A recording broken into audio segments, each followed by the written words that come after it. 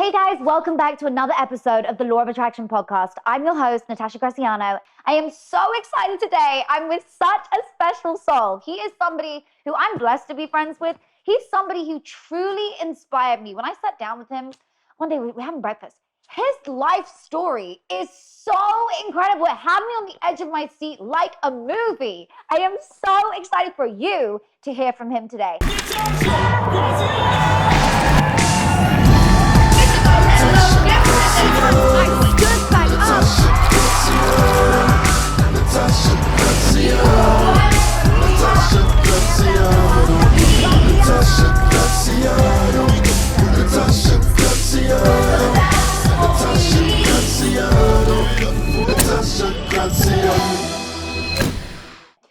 I'm going to tell you from the top. Larry Namer is the co-founder of E Entertainment. I mean, it's like one of the biggest TV network in the world. It's now in 142 countries. It did the Howard Stern show, the Kardashians. Don't really get much bigger than that. It is now valued at over 3.5 billion. It's the creator of he is also the creator of several successful companies in the US and overseas. He had the #1 TV show in Russia and in China, right? I mean, isn't that impressive? Their population is like more than ants. I swear there's like so many people in China. I'm so excited to bring him on. Welcome to the show, Larry Namer. Great, thanks for having me. And it's now at $5 billion, not 3.5. It just keeps Holy mouse. going up, yeah. Oh my gosh, that's incredible. Well, you see, you want to learn around success, you guys are in the right space. So we've definitely got the right person. How did it start for you? How did your journey begin with founding E? I mean, you're from New York, right? You you were just a young guy in New York. How did this begin? Sure, I grew up in Brooklyn, in what we didn't know was a lower middle class neighborhood. We just thought we were like normal. But, my parents were immigrants. My mother, has got Russian background, and my dad came from Turkey and, well, Cuba, Turkey to Cuba, Cuba to the US. And, never could envision being in Hollywood and anything like that. But when I was the first kid ever to graduate college from the family, and it was whether I liked it or not. Immigrant dad smacks you in the head and tells you you're going to school. And so I ended up graduating, couldn't find a job, got a job at a cable company when nobody really knew what cable was back in New York. And my first job was splicing cables underground Manhattan. So I used to work with the rats and the cockroaches and Oh my God. stuff there. And they paid me $90 a week. And but I kind of fell in love with what cable was and what cable could do. It was really early on. At that point, cable was 17 channels, as opposed to what it is now, which is over 500. But I kind of grew up in there in Time Incorporated, which was really a publishing company. They bought it and they decided they were going to transform from being a publishing company to a media company over a 10-year period. So they started this group called the Video Group. So I was one of the early people in the video group. And from the technical side, I was the only one, not just with a college degree, but with a high school degree. And so I kind of grew up in the industry and stuff. And it was great to work there because we got to start home box office and Cinemax and really the beginning of urban cable and stuff like that. And then what happened was the big cities started to realize they wanted cable. So, but all the franchises that were issued wanted the cable to go underground as opposed to on telephone poles. Well, the only person in the country who knew how to build underground was me. So I got recruited to come out to California to build the big franchise in Los Angeles, which I did. So at the ripe old age of 30, I was made general manager of the biggest cable company in the US. And it was the first two-way interactive. And I had a lot of channels. I was building 61 channels at the time, and there weren't 61 channels in existence. So I would get like these character generators that would just put text up on the screen. I had the school lunch channel, the city government channel. We just made up the Lost Pet channel, which I almost had to divide into dog and cat. And but as a Brooklyn kid, you come out to LA, everybody, all your neighbors and all your friends are going to these movie premieres and stuff like that. And I'm going, yeah, I want to go to that. And when I called like the studios to get on a list, they went, nah, you're in the utility business. You're like the telephone company. So they wouldn't let me do it. And finally I said, you know what? I said, the only time I ever see movie trailers are when I'm in the movies. I said, it's kind of like backwards. I mean, wouldn't you want to show me the trailers while I'm in my house to make me want to go to the movies? And they were like, yeah, but we can't afford it. I said, tell you what we'll do. I said, you give me the trailers, I'll put them together and I'll put them on TV, but I want to go to all those parties and premieres. And they said, sure, we'll do that. And so I hired a kid, I think, for $3 an hour, and we edited them together. And when we started doing kind of market research and say, what's your favorite channel? People go, oh, I love CNN, I love MTV, I love that trailer channel. And I'm going, that's odd. I get the best 2 minutes of a $50 million movie for free, and people love it. But then the company that I worked for was a Canadian company, and they sold out. And they said, oh, great, you could come back to Toronto with us. And I went, no, no, no. I didn't go from New York to LA to go to Toronto. No. So I stayed in LA, and my friend Alan, he kept saying, he says, Larry, what if we do like Entertainment Tonight 24 hours a day? And I'm like, wait a second, the trailers. And I said, there's not much of a difference between, and Madonna has a new video, and Schwarzenegger has a new movie. I said, the hand movement is pretty much the same towards the green screen. So we were silly enough to think we could start a channel, because no people have ever started channels, only companies have started channels. Wow. Even today, there's never been another channel of size that's been started by just people. How interesting. Okay, so what happened then? It exploded. How did it go from this beautiful dream, and you put together these channels and these quirky ideas, which at the time probably were just like alien to most people? Yeah, totally. Well, what happened was we wrote the business plan. Everybody said, this is a great idea, but you're not Rupert Murdoch. You can't start a TV channel. So at that time, TV channels were costing somewhere between $60 and $100 million to launch. And after 3.5 years, we realized nobody was giving us that kind of money. But then we met a banking company on Wall Street that had just started investment banking. They were a bond house originally. And we went into the guy's office, and he had movie posters on the wall. And Alan and I kind of looked at each other and said, this is odd. And the guy said, look, I love this idea, and I'm going to give you money. And I'm like, well, can you give us more like the 100 than the 60? And he goes, oh, no, I'm only allowed to sign for 2.5. And I was like, well, what are we going to do with 2.5 million? It costs like minimum 60.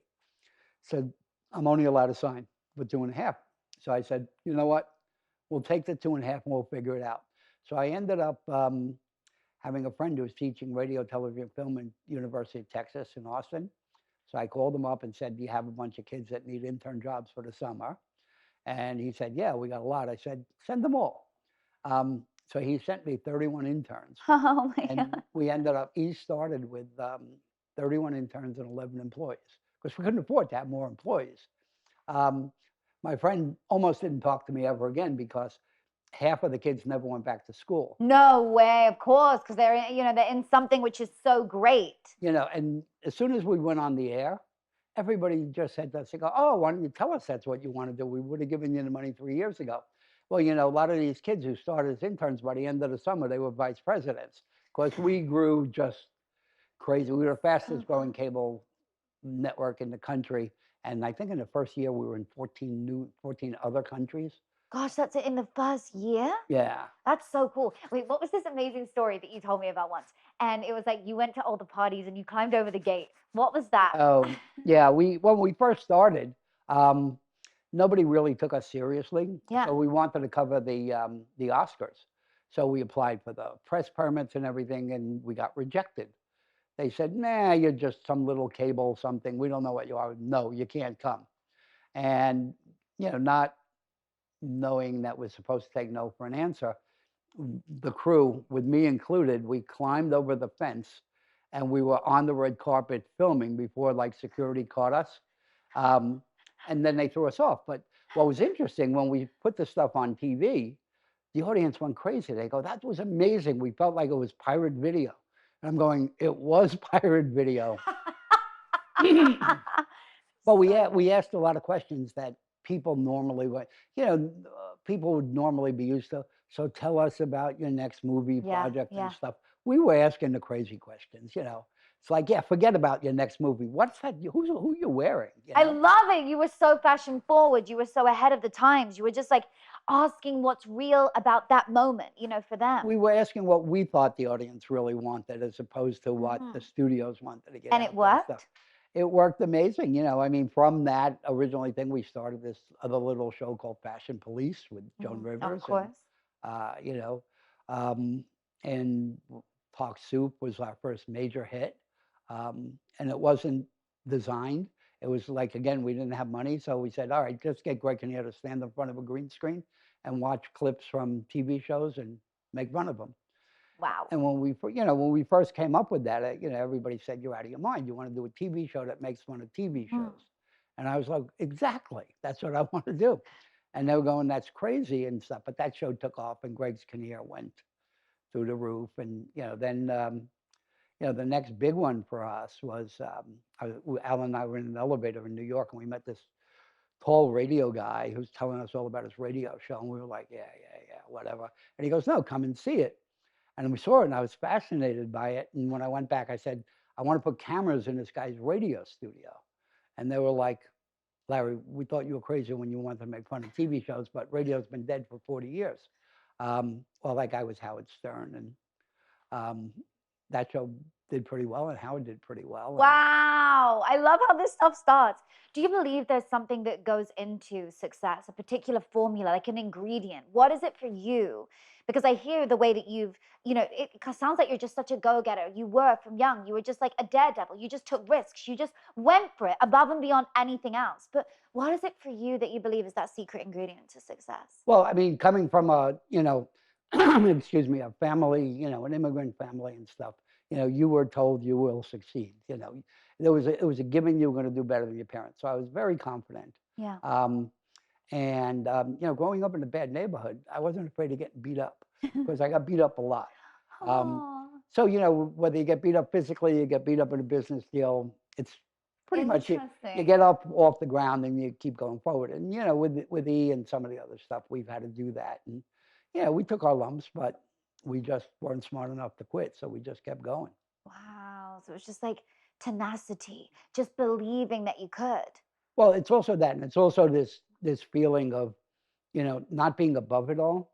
There's humility to it, not taking your press so seriously, and stuff like that. We weren't afraid to try anything. We said, okay, if it doesn't work, we fail, so we'll come up with another dopey idea and we'll keep going. And we've had a few failures, but most of them hit pretty well. You know what's interesting about failure? I feel like failure is the route to success, because you got to fall down to be able to get back up and know what doesn't work to get to where you want to go. Like when I look at how many times I have fallen down on my face and stood back up from nothing and continued and continued and continued, because I just can't stop, because I know that my mission is serving so many people, right?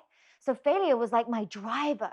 It was like failing, it doesn't exist to me as something that sticks. It's just a temporary thing. It's just like, you failed, so what? Move on, Yeah, and for Alan and I, it was kind of that. It was like, okay, we had our own little studio, not much bigger than this, and whenever somebody wanted to try something, it was very easy decision thing. We would literally just turn the lights and the cameras on, I love it. and we would go, and we did some pretty amazing things, and like Paula Abdul was a friend, and Paula kept saying, "I'm doing an album and I want to be on TV," and we're like, Paula, and we said, you know what?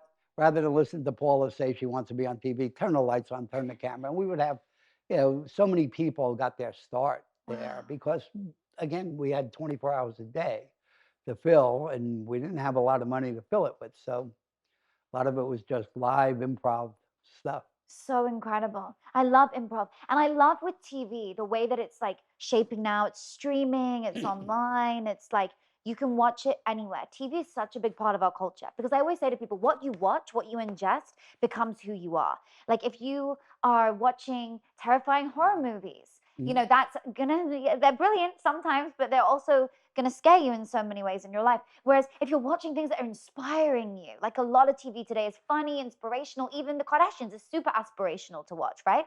When you watch particular shows, it inspires you to go on and do greater things in your life. Yeah, well, I think, the streaming world, well, when the world turned digital, Mm-hmm. it's changed everything. Because I've always been a great believer in, people should watch what they want to watch, when they want to watch it, on the device they want to watch it. On demand. And I always figured out, I said the days where NBC would tell you what you're going to watch on Thursday night at 8 o'clock are over. Yeah. I mean, it's gone. So, I wouldn't start a linear TV network these days. I would start an E-like service, but I would make it entirely on demand. If people are interested in foreign films, let them watch that. And if they're interested in animation, let them watch that. And it's actually much easier to build things that are relevant to audiences these days with digital technology. No, that's so true. And the way that digital is going, I think it's totally just becoming the easiest way to. Do you think? I mean, I love cable. Like I love cable passionately. Of course, you obviously do too. But do you feel like eventually it will go entirely from cable to digital? Yeah, I think it does. I think there's no question. Again, the question is very simple. Do you want to watch what you want to watch when you want to watch it? Or do you want to watch what NBC wants you to watch when they want you to watch it? We all know the answer. Yeah. It's a matter of time and stuff. I mean, now I do a lot of stuff in China Oh yeah, now. I know you're huge over there. You have this like, I mean, it's amazing. The market over there. You have the number one show over there. So Yeah, well, we had the number one comedy show there, which was interesting because I wrote it. Um, I love that. but In Mandarin, by the way, you guys, in Mandarin. it's 70% of our audience in China watches us on a cell phone. Really? Yeah. And I think I think they're 2 or 3 years ahead of us. So it's not going to be long before that, watching on a cell phone, watching an iPad, Yeah. whatever screen is near you at the time is Isn't that where you're going to interesting? watch it. Because I feel like over here, it's less on the screen, on the phone, right? It's people are watching on their laptops or on their like Yeah. on their TV streaming, but like yeah, or is the percentage still high over here or not as high as China? I just don't It's know. nowhere near as high as China, but it's catching up, and you could see that it will catch up.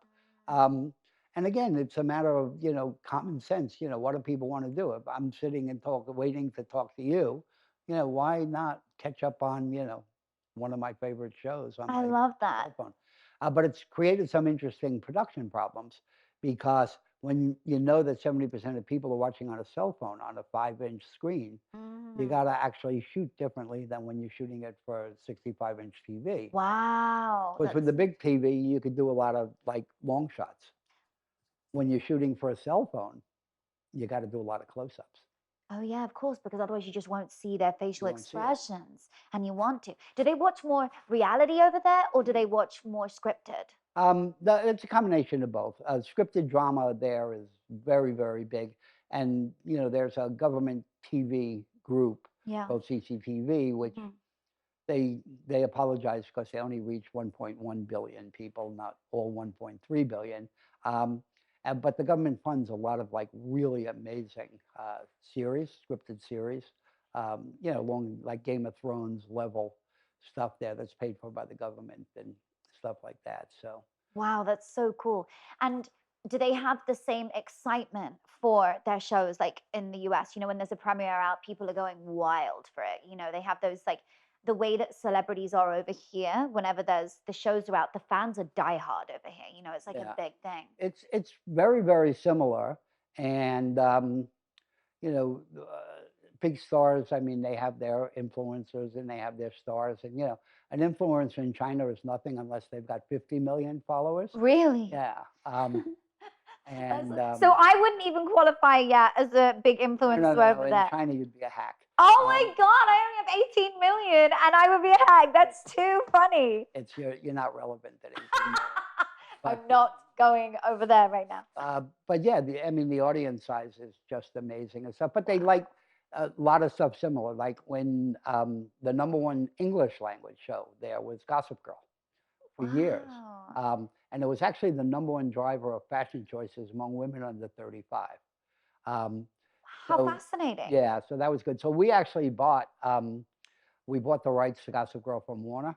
Cool. So, Gossip Girl was Spoiled Rich Girls in New York. we redid it to be Spoiled Rich Girls in Shanghai. Oh, that is So so literally good. just took it and Oh, that is made it in so Chinese. good. My girlfriend's on Bling Empire. Have you seen Bling Empire? She's come on the show as well. Kelly Miley. She produced that and did it. It was such a cool show. I found it to be just something like really demonstrating how that side of the world, over here, it's just really cool. I thought it was Yeah, really. I mean, we did, just there are there's certain differences between audience and stuff. I mean, one of the first shows I did there was called Hello Hollywood, or in Chinese, Hello Hollywood. Um, it ran 8 years, and it was Wow. basically e-news daily, Yeah. but done very specifically for Chinese audience, which wants to know different things than what an American audience. Like here, one of the reasons I wanted to get out of the U.S. is I can't do the TMZ kind of stuff. I have too many friends to try and ruin people's lives. Um, but um, in China, it's much sweeter and gentler. So, Really? like here, if you want to see Tom Cruise, you go, "Oh, tell us about Scientology and blah blah blah blah blah blah," or tell us about your divorce, or. Um, but in China, they want to know, like, if you're interviewing Tom Cruise, what do you do with your kids on the weekend? Oh, isn't that It's beautiful? yeah. I hope it doesn't go away. It probably will over some That is time. so nice. Do you believe that TV in America can go in that mindful direction where it's much more caring and about them? That's why I do this show, because it's all about bringing that mindful aspect and explaining how there's more out there, like the metaphysics of the world, the stuff that we don't Yeah. see. I think, pre-pandemic, the answer would have been no. Mm-hmm. But I think really, if there's anything good that's come out of this pandemic, it's changed a reversal in what the audience is looking for. I Yeah. mean, everything. If you wanted to get on a show on TV, you basically needed to create a scenario for a train wreck. That's what people want to see, but it's now changed. People are looking for they want to get out of that funk. They want positive Yes. stories, and so shows like yours are what the audience is looking for. I just helped a woman who's one of the foremost experts in parenting. She runs this thing called the Conscious Parenting Yeah. Revolution. So working with her on creating a series about building a generation of better parents. It's beautiful. I mean, when you look at all the stuff going on with the issues that are confronting parents these days, it's a lot more complicated to be a parent than it used to be. Totally. I mean, I'm a mom, and it's so important to raise them how we potentially weren't. Yep. Like, not that everybody was raised in a bad way, but I know for me, I would always want to do better for my kid because I know better, you know? And it's when I grew up, it was, still in the era of children should be seen and not heard. But Catherine's whole philosophy is, kids are human beings. You better treat them that way. That's beautiful. So, working on that show, which will go to one of the streamers, just finished doing a show that about financial wellness for millennial, particularly girls.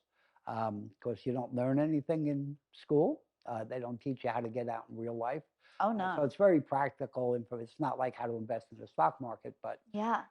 how you lease a car and how you get credit cards. That is so needed in today's world. Yeah. I always say we need to learn about those things in school. How to do this when this problem happens, how to handle that, all those things. So needed. No, I had, first when I met this woman from Canada who was telling me what she does on TV in Canada, I was like, yeah, who's going to watch that? And then my daughter, who was getting married, came to me one day and said, "Hey, Dad, what's a prenup?"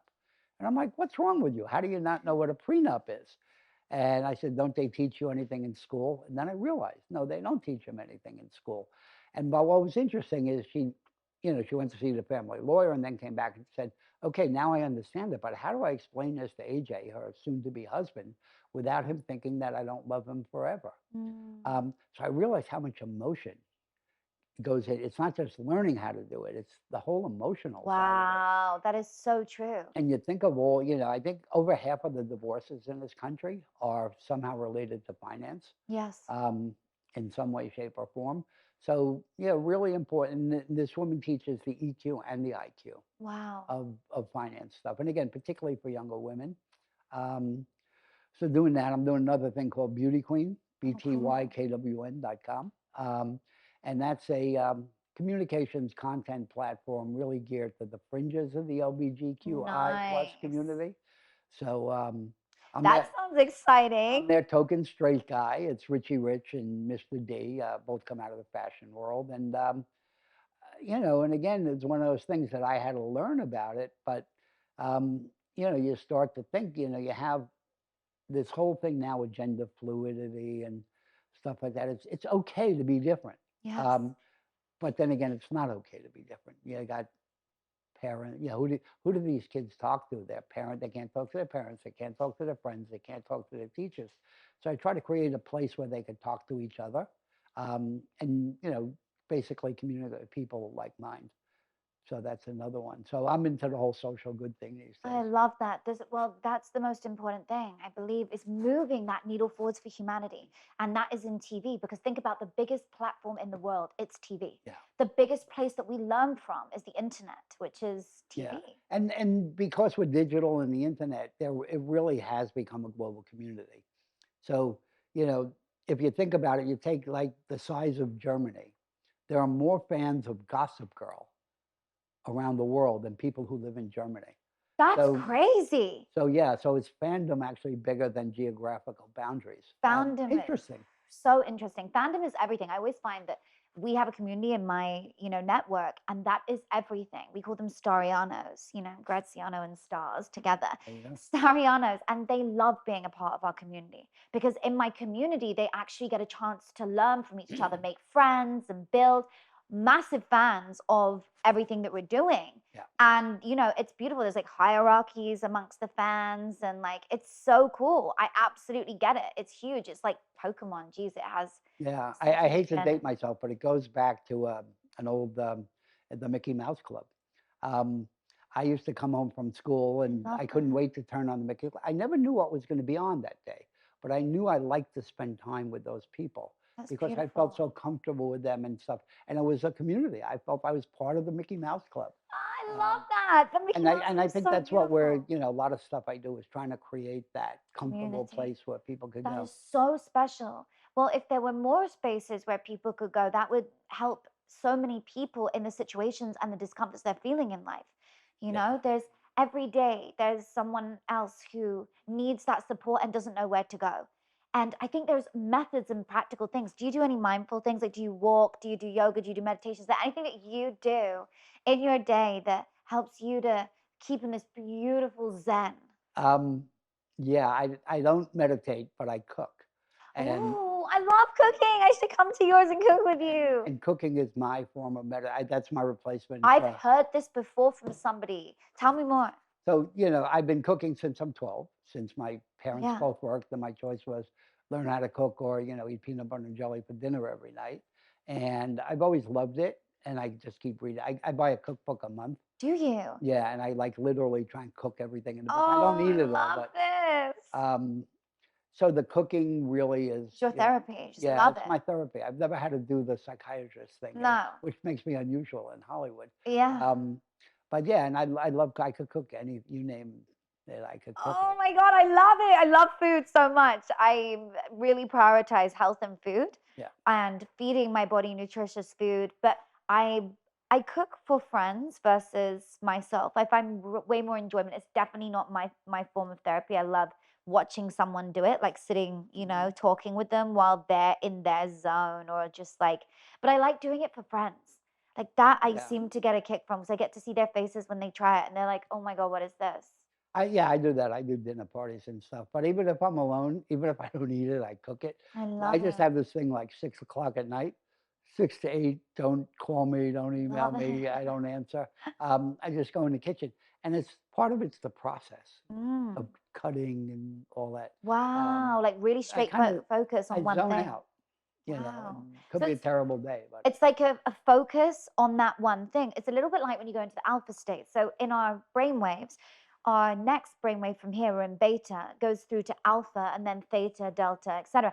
And so you're in a much slower brainwave, which means when you're in the alpha state, you can focus on one thing. So you yeah. probably go into the alpha state. When we watch TV, we go into an alpha state. Isn't it incredible? When we watch TV, our conscious mind goes backwards, our subconscious mind comes forwards. So we are almost in a trance-like state watching TV, cooking a lot of the time, driving for sure, which is terrifying. It's like autopilot almost. You forget the road you've just driven on, of course, because you're in a trance-like hypnotic state. Right. And so, yeah, for you, I guess you're just going into that relaxed brainwave, regenerative form, place every night. Yeah, no, it's good. And the side benefit of it is a single guy in LA being able to cook anything impresses anybody who comes Oh over. my God, I love it. It's so impressive. Okay, I'm coming over to one of your dinner parties and get some of the delicious food. It sounds amazing. I've enjoyed having you so much. This has been wonderful. Can I ask one last question? What's your superpower? What's Larry's superpower? Um, I guess it's just courage. Yeah. Not being afraid of failure. So if I do something, people say, "Oh, you're so lucky," whatever. I wake up every morning with 10 new ideas. By the Wow. time I go to sleep, I realize that probably all 10 were pretty dopey. But every once in a while, I'll have a good one and stuff. I self-assess. I'm Mm, very good at being very honest with myself. yeah. So I could look at an idea and go, "Okay, it seemed like a good idea at the time, but boy, what was I thinking?" Next. And so the difference between me and a lot of other entrepreneurs is I don't waste a lot of time going, I'm pursuing my passion and whatever. People stick with stuff way too long. Um, so they stay with stuff because they feel I had that idea, I got to stay with it till Yeah. the end. But either the market's changed, the idea wasn't that good. There are things that happen where you should just get it off your plate and do something. The most valuable thing you have is your time. Yes. And you need to put your time towards things that could actually happen and stuff. And sometimes the ideas you come up with are just not that good. So Yeah, no, I fully agree. Not sticking with something just because you think you have to, or because you put so much into it. There comes a point when it's like, I've invested too much. What's the point? Where is the too much mark? And then you just have to start again and cut your losses. yeah, I mean, for me, everybody's kind of always pigeonholed me. You're the guy that invents these crazy reality like shows and stuff like that. But in China, I just decided, yeah, I want to write comedy. I've never written comedy in my life, and I ended up with the #1 comedy in China, around 70 episodes, and it was nominated for the Asian TV Awards. We didn't win, but it was the only comedy nominated from China, It's incredible. which was pretty bizarre. Yeah, it's pretty amazing. I think that's a really incredible achievement. You are so cool. Like, you've done so many things. You're such an inspiration to me, and I know that our audience has loved listening to this today. Guys, if you've enjoyed this, make sure that you share it with a friend. Make sure that you send this to somebody who is in TV, who wants to learn more, who's not in TV, someone who just wants to listen and who loves TV. Anybody who is interesting, like you listening, and they want to be educated a little bit further on something exciting, today has been amazing. Thank you so much for coming. Thank you for having me. Yay. We'll see you again for another episode on the Law of Attraction podcast next Thursday.